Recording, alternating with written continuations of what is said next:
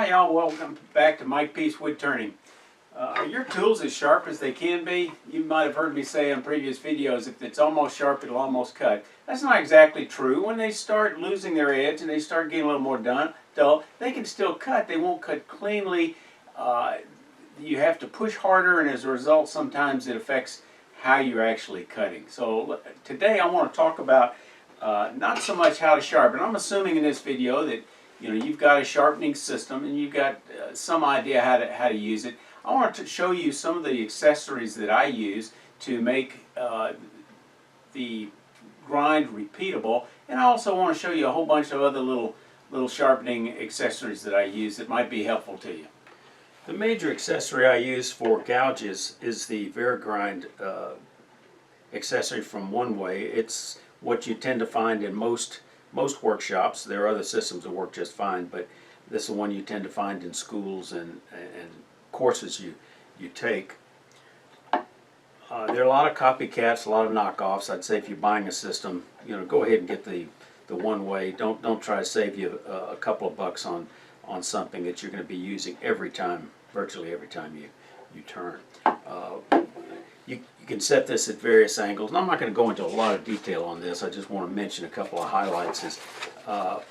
Some people want to set it at different angles for different gouges. I like Doug Thompson's approach, where basically, and you can download this from his website as a PDF that's to scale, but basically you can set this and align it on that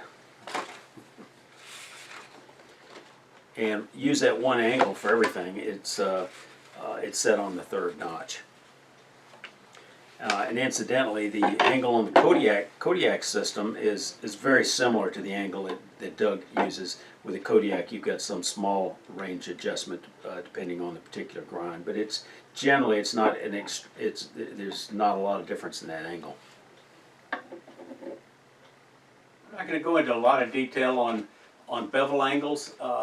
The most important thing is not the angle that you're using on your tool. It is how sharp the tool is, and when you're using that one angle, how you make it repeatable when you're sharpening for fast and easy sharpening and getting back to cutting.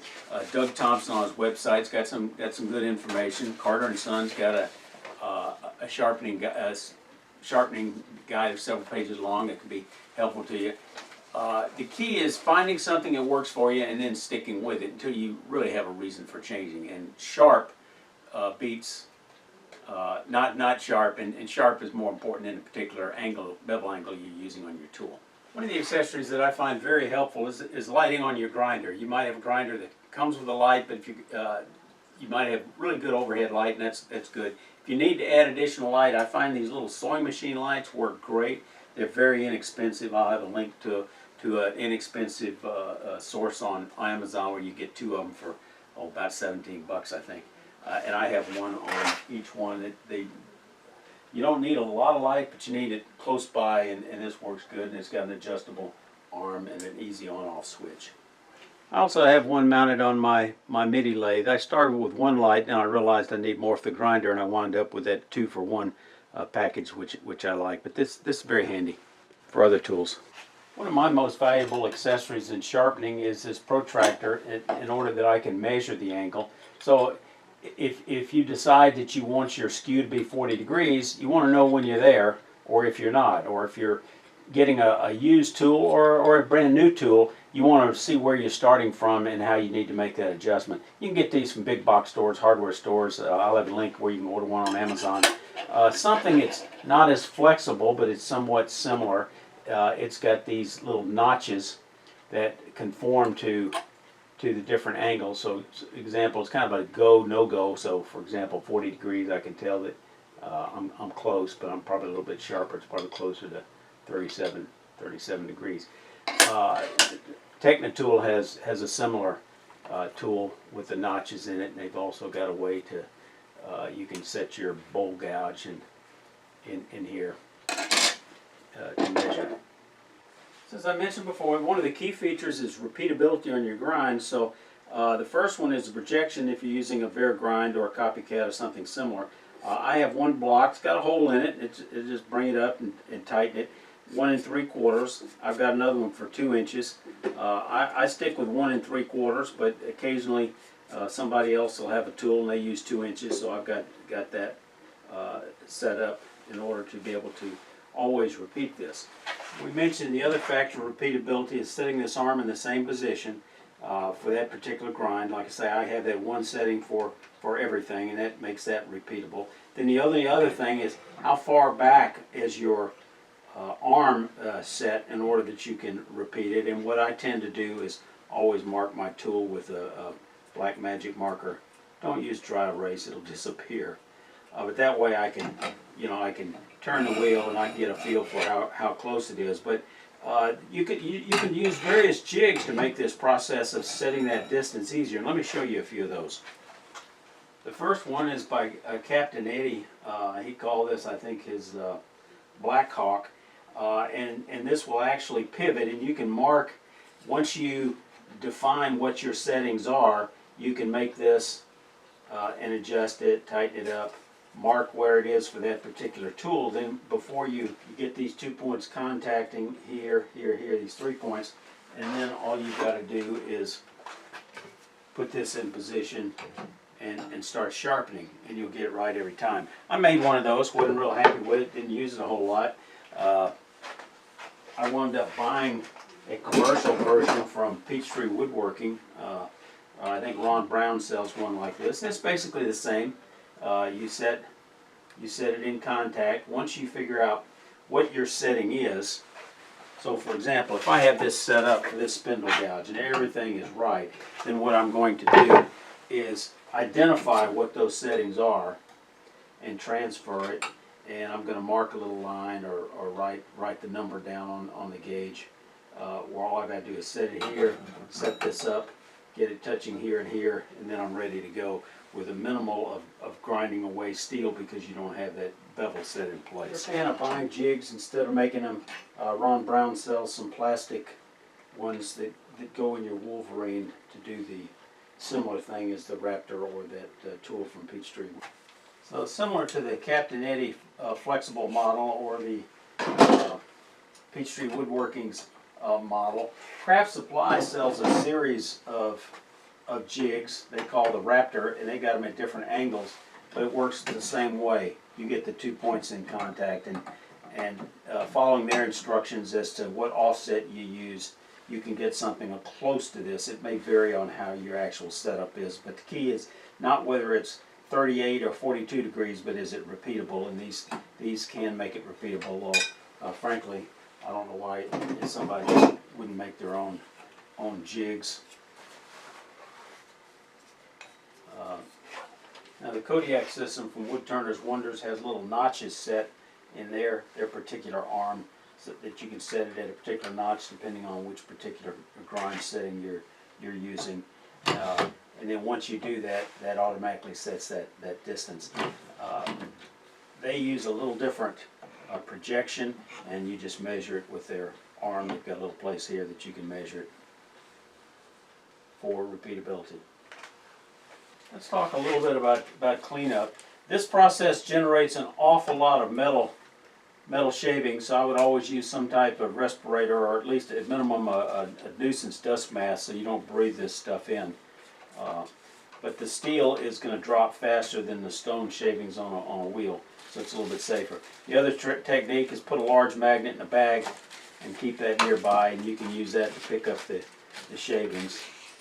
And then you just go over to the garbage and take the magnet out and let it drop off. If you don't use the bag, it's going to load up with shavings, or the little filings, and then you're going to have a bit of a time getting all of these off.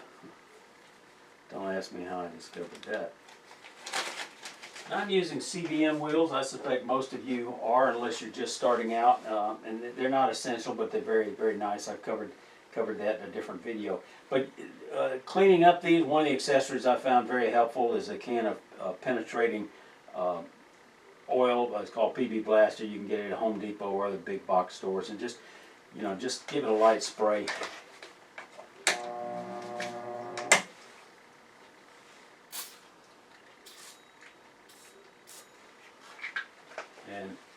And then you got it. Another thing that I use, I've got a piece of hard closed cell foam that was a packing, uh, in some kind of packing container I got with something, and I find that this works very well in actually cleaning it up.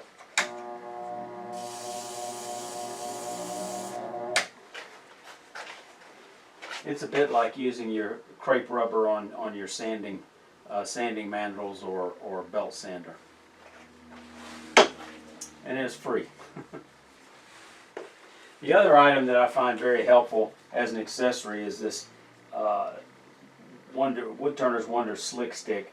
You put this occasionally on your wheel, and it helps prevent it from loading up, makes it a little easier to clean, and if you do have to use some softer metals, it tends to keep it from clogging, although I would not use copper or aluminum on my CVM wheels, but this does help clean it up. In most grinder setups or wood turning sharpening systems that use a grinder, you're going to get some type of platform, and then there's some third-party aftermarket dedicated platforms. This is the one that came with one-way.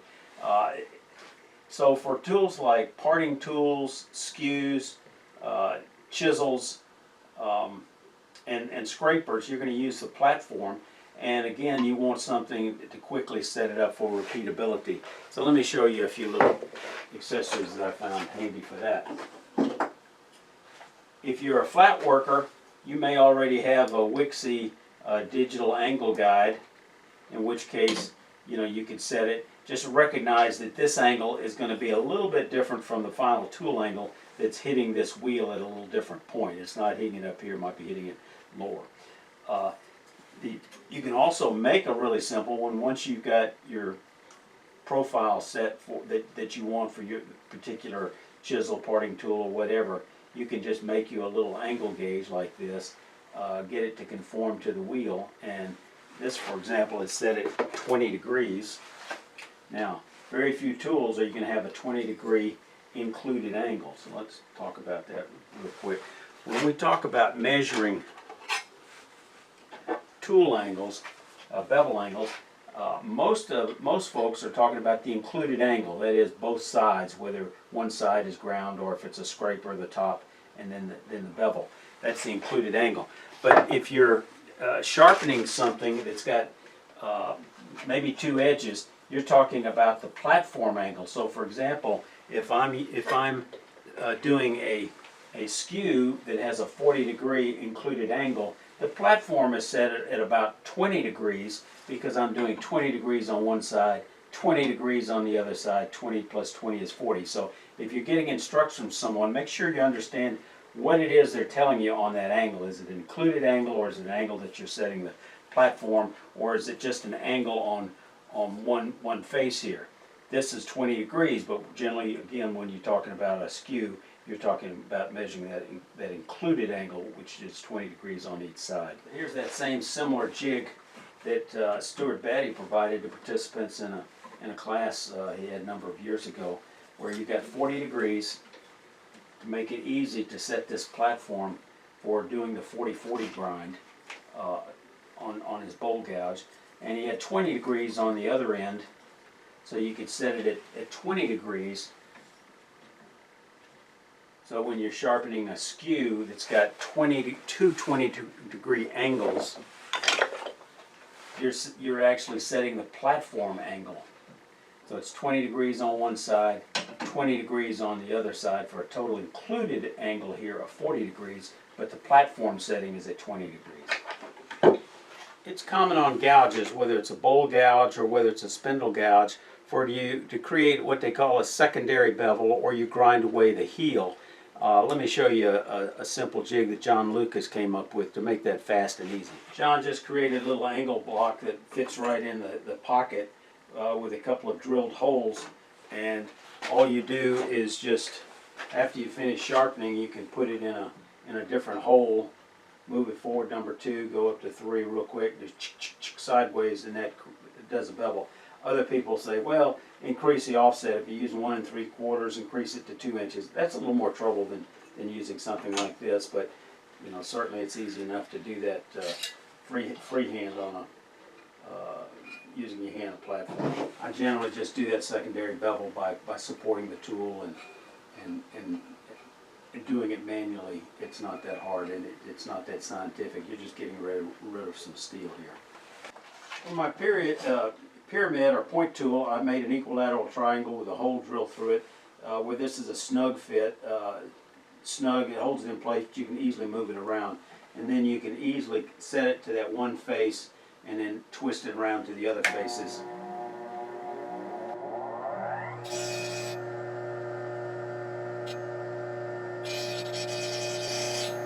And whilst I sharpen this, so this is good timing.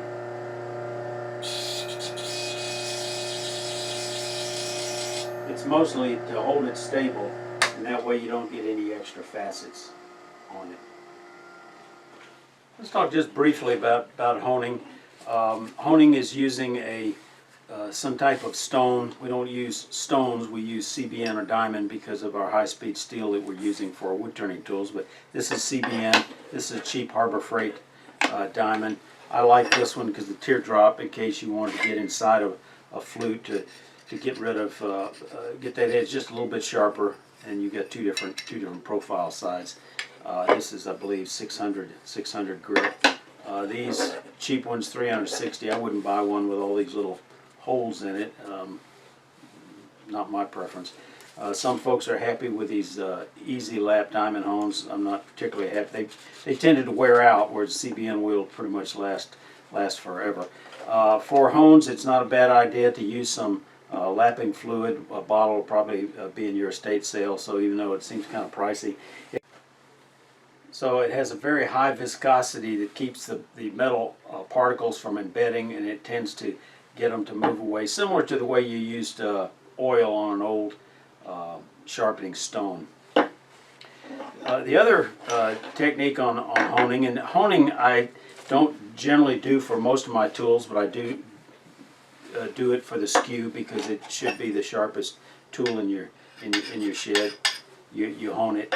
The other thing I use for is getting rid of the burr when I'm getting ready to reestablish the burr. I do this occasionally instead of going back to the grinder every time I want to recreate the burr. I'll use this this little sharpening burnishing rod that's made out of carbide. This is a carbide end mill buried inside this handle. This is a carbide Dremel tool where the cutting edge is buried in the handle. Sometimes you can buy these rods, and you just put it at about a 3-degree angle off 90 degrees and just stroke it once, maybe twice, and that will create a very, very fine, long-lasting burr. It's not as aggressive as the larger burrs off the grinder, but it will last longer because it's such a fine edge. If you do hollow forms or you're thinking of hollow forms, there's generally two types of cutter. There's a cupped carbide cutter, or there's these 3/16 of an inch metal tool bits. For example, mounted this John Jordan tool, and it comes out very easily with this set screw. And John Jordan, the late John Jordan, created this jig, and it works similar to the Varigrind in that it pivots, and it's not real expensive. His Widovic, he still sells these. Very nice accessory. An alternative to this is using the kind of jig as shown here that Woodturners Wonders sells, or you can fabricate something. But in this case, you've got to have a rounded edge wheel to sharpen it, whereas this one sharpens against the flat surface of the wheel. If you found this video useful, please click on the like button, make it easier to push it out to other like-minded wood turners, make it easier to find my videos on my channel. And as always, your comments and your questions are important to me, so just leave them in the comments below. And remember, y'all stay safe. Come on back, you hear?